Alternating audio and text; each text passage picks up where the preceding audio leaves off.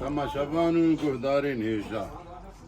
Ana ez li Mêrdînê li gundê Mensuriyê li ser Mehsera mala Hemê mi? Mala Ahmedi. Mala Ahmedê. Wek hûn dibînin ev pelûl e ji dimsê çê dibe û hinek ar dixin nav dikelînin û camêra gwîz jî xistin nav îkramî me kirin.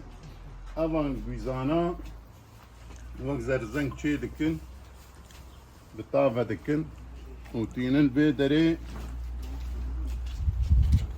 di pelûlê da dikin. Abi görüşmek üzere. Ev pelûlê. Ca ev pelûl çawa çê bûyî bi neva tê da dikin û da dixînin.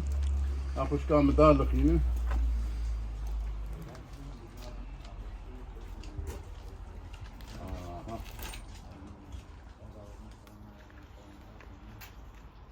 Ew jî heçiyê pêv da dixînin û em jê bên heçî. Ve yani çengel.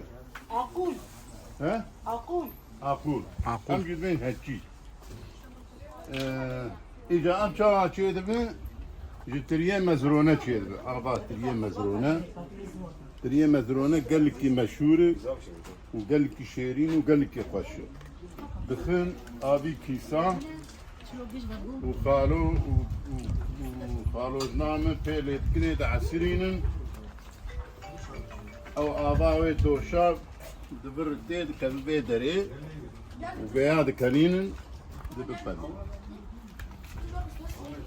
Gelekî xweş e û gelekî bi sehet e, ekolojîk e, tişkî kimyasal di nav tuneyê. Dikana wê dikî dîca bû Mêrdîn. Dikaramacı İstanbul Bahçeli Evler Mahmut Bey Caddesi 112 Çınar Market.